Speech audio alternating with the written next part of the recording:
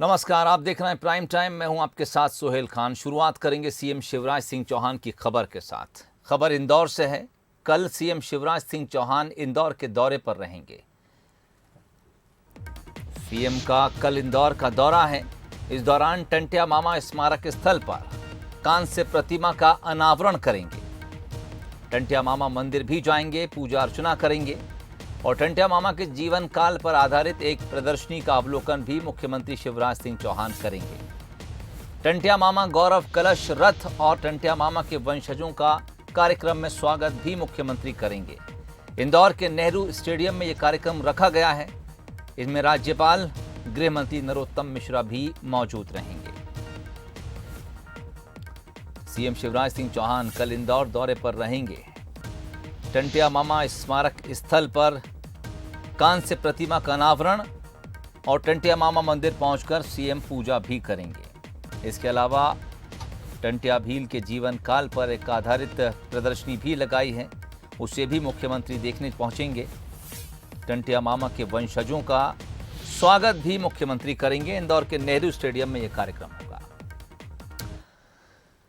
BJP की रणनीति में इन दिनों आदिवासी ही दिखाई दे रहे हैं। तभी तो 20 दिन में पार्टी ने 3 बड़े कार्यक्रम प्लान कर लिए। तीसरा कार्यक्रम 4 दिसंबर को इंदौर में है, जहां सीएम शिवराज सिंह चौहान जाएंगे। यहां टंटिया मामा के बलिदान दिवस पर उनकी कांस्य प्रतिमा का सीएम अनावरण भी करेंगे।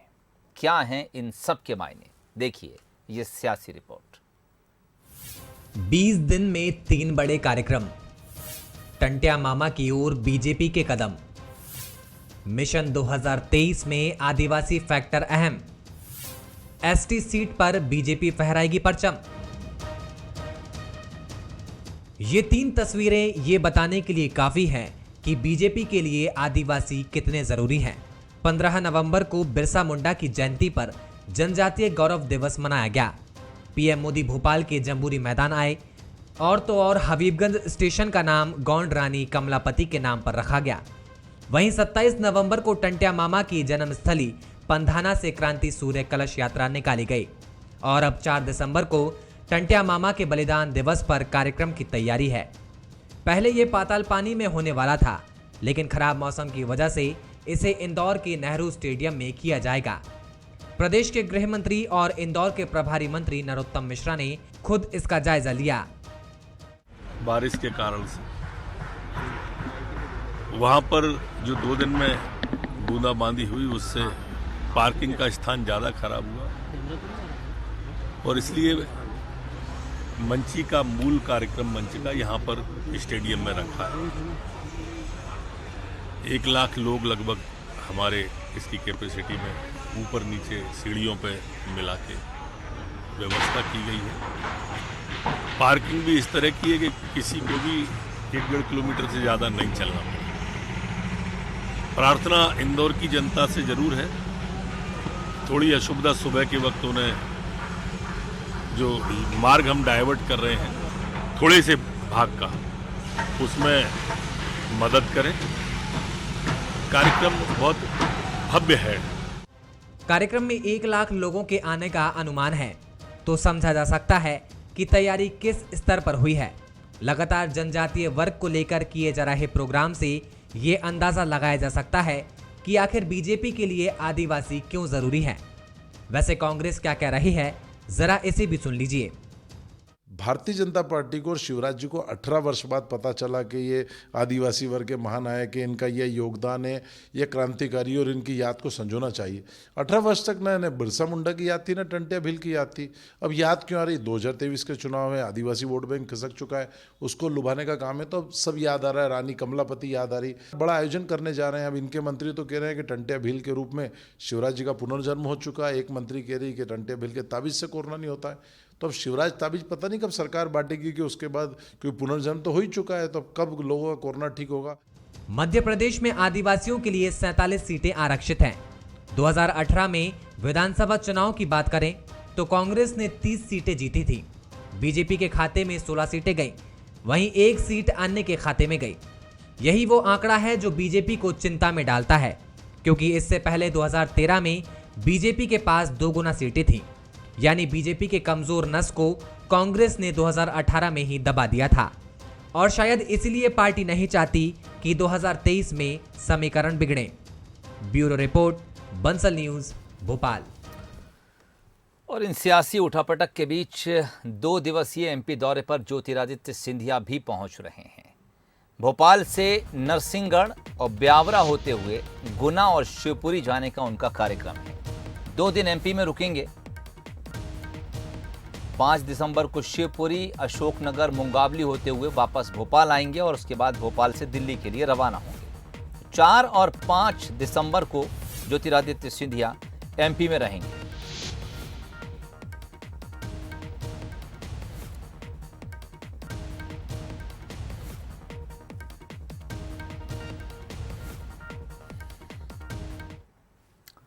इधर पूर्व मुख्यमंत्री दिग्विजय सिंह के गढ़ में बीजेपी एक बड़ी सेंधमारी करने जा रही है। पूर्व सीएम के करीबी मूल सिंह दादाभाई के बेटे हीरेंद्र सिंह उर्फ बंटी बन्ना बीजेपी का दामन थाम सकते हैं। 4 दिसंबर को केंद्रीय मंत्री ज्योतिरादित्य सिंधिया राघोगढ़ में हीरेंद्र सिंह को बीजेपी की सदस्यता दिलाएंगे।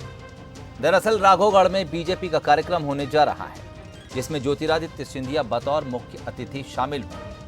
आपको बता दें कि पिछले कुछ समय से बंटी कांग्रेस और दिग्विजय सिंह से नाराज चल रहे थे। युवा कांग्रेस नेता हीरेंद्र सिंह उर्फ बंटी बना का राघोगढ़ विधानसभा में काफी जनाधार है और वो लंबे समय से विधानसभा क्षेत्र में सक्रिय भी है। उनके पिता और दिवंगत कांग्रेस नेता मूल सिंह दादाभाई यहां से 2 बार विधायक रह चुके हैं। अब वो अपने साथियों के साथ बीजेपी का दामन थामकर कांग्रेस को एक बड़ा झटका दे सकते हैं।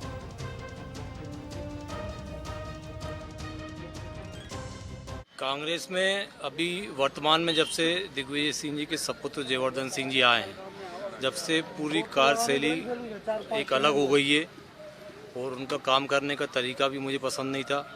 और जो उनके काका हैं लक्ष्मण सिंह जी, वो तो एक पब्लिक के साथ बदतमीजी की हद पार करते हैं, जो उन्होंने मेरे साथ भी किया। और हर आदमी का अपना एक आत्मसम्मान होता है, उस आत्मसम्मान की अगर रक्षा करना है तो मुझे उनको छोड़ना आवश्यक था। इसलिए मैं भाजपा में आ रहा हूँ और महाराज सिंधिया के साथ भाजपा में रह काम करूँगा, जिससे मैं अच्छे जनसेवा कर सकूँ। करीब 3 से 4 हज़ार लोग भाजपा के सदस्य। पार्टी बदलने पर नेताजी को कितनी मुश्किल होती है, इसका एक उदाहरण ग्वालियर में सामने आया। दरअसल कांग्रेस विधायक अपनी पुरानी पार्टी के महापुरुष पर एक बयान दे बैठे। जब ये मामला सियासी गलियारों में गूंजा तो पार्टी हाईकमान तक बात जा पहुंची। फिर विधायक जी ने भी माफी मांगने में देर नहीं की।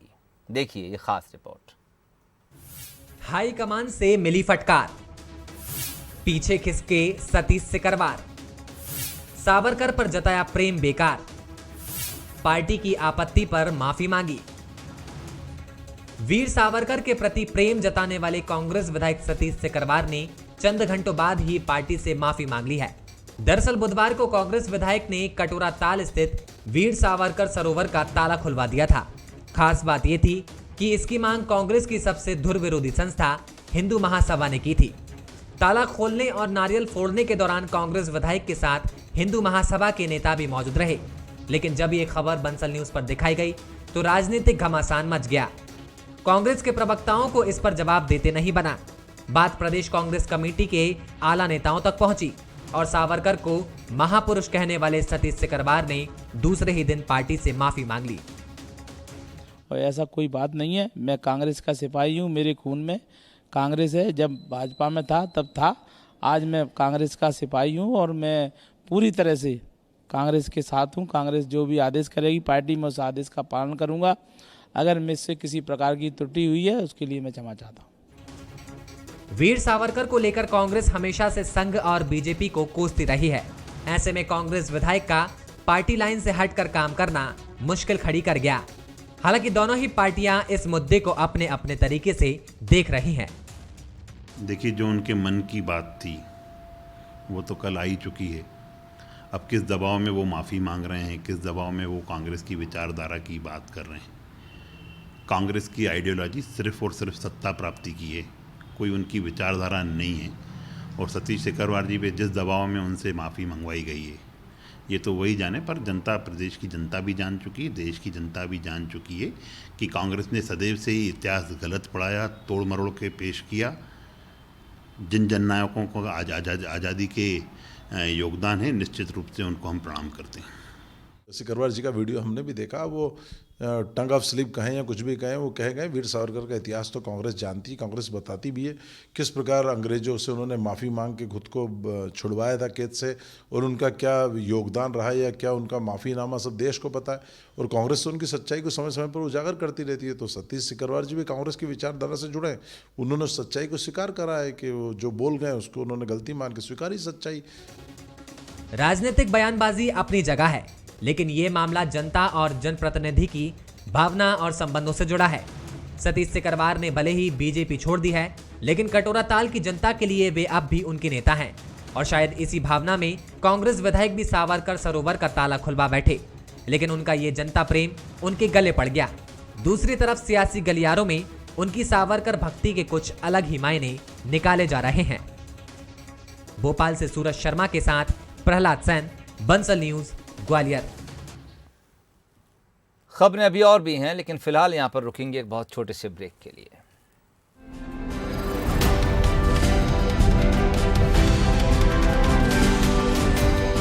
ब्रेक के बाद आपका स्वागत है। बात करेंगे कोरोना की। एमपी में कोरोना के नए वेरिएंट और तेजी से बढ़ते संक्रमण को लेकर सरकार अलर्ट है।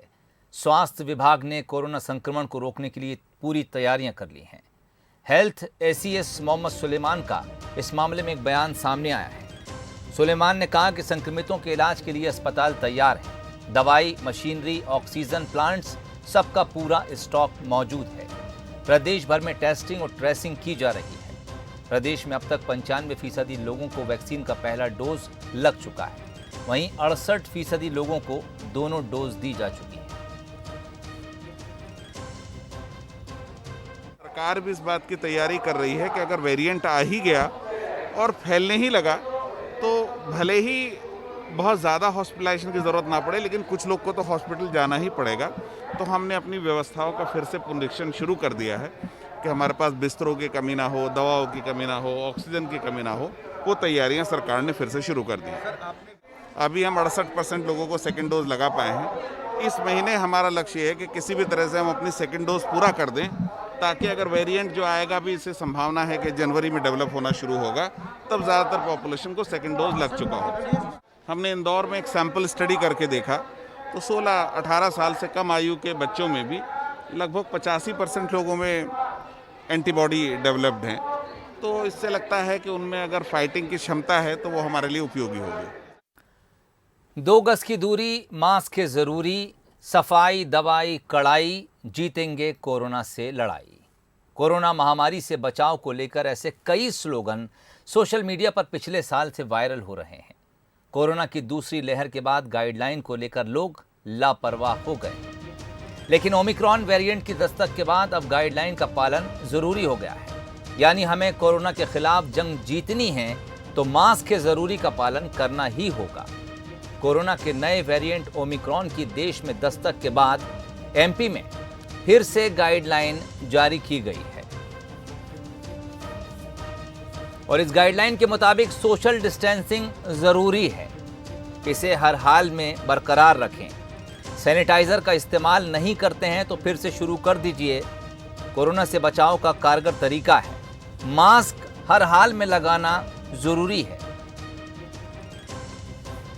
और मास्क नहीं लगाएंगे तो एक बार फिर जुर्माने का प्रावधान नई गाइडलाइन के मुताबिक कर दिया गया है।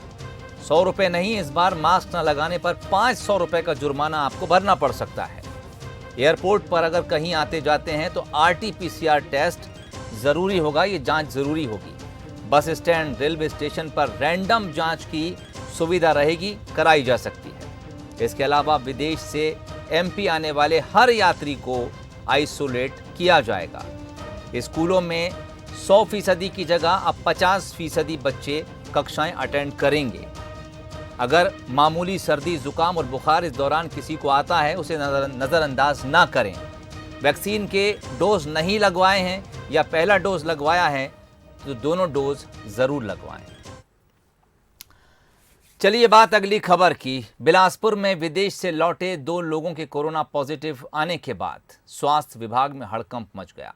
स्वास्थ्य विभाग अब पखवाड़े भर से लौटे विदेश यात्रियों की जानकारी जुटाने में लग गया है।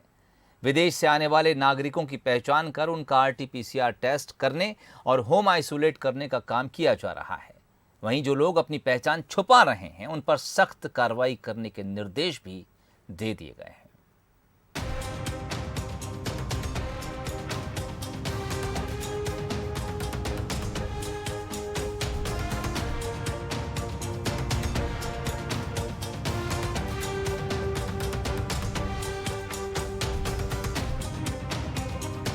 कर्नाटक में कोरोना वायरस के नए वेरिएंट ओमिक्रॉन से संक्रमित मरीज मिलने के बाद स्वास्थ्य विभाग अलर्ट मोड पर है। बिलासपुर में पिछले एक पखवाड़े में विदेश से 57 यात्री आए हैं। इनमें से 15 नागरिकों की पहचान कर उनका RT-PCR टेस्ट किया गया है।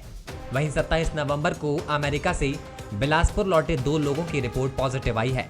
इधर विदेश से लौटे 42 लोगों की पहचान अब तक स्वास्थ्य विभाग नहीं कर पाया है। हालांकि विभाग जल्द ऐसे लोगों को ट्रेस कर उनका RT-PCR टेस्ट और होम आइसोलेट करने का दावा जरूर कर रहा है। साथ ही जो लोग अपनी पहचान छुपा रहे हैं या फिर कोरोना गाइडलाइंस का पालन नहीं कर रहे हैं उन पर FIR दर्ज करने के भी निर्देश जारी कर दिए गए हैं। अभी तो 2 पॉजिटिव आए हैं हमारे, लेकिन वो RT-PCR पॉजिटिव हैं। अभी उतने कोई साइन सिम्टम नहीं है अभी किसी भी पेशेंट में हमारे, जितने जाए हैं अभी। भयानक हो सकता है लेकिन लापरवाही नहीं करना चाहिए, ये मेरी अपील है लोगों से। और लोग भाई आपको बचाना, सबको बचाना, पूरे शहर को बचाना है तो आपको अपने आप को सेफ रखना पड़ेगा।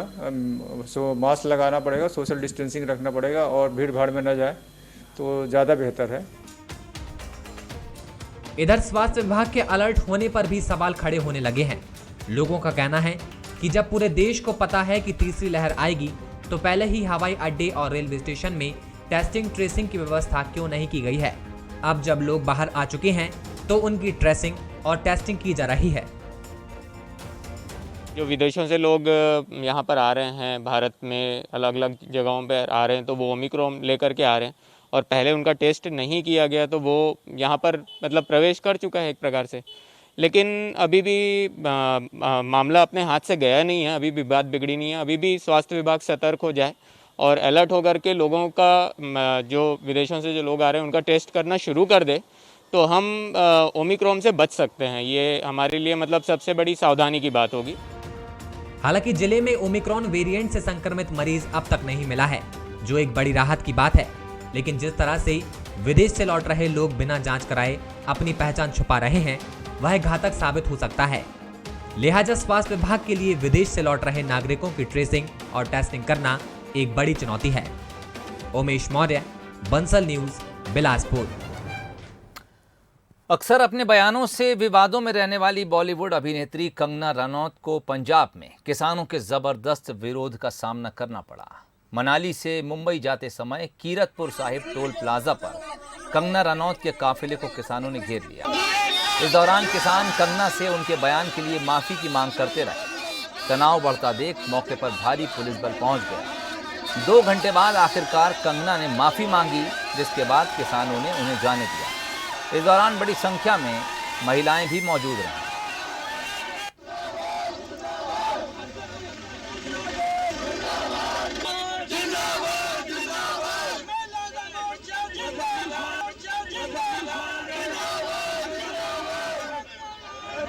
को घेर लिया है और अगर यहाँ पे पुलिस ना हो तो यहाँ पे लिंचिंग हो openly. Shame on these people.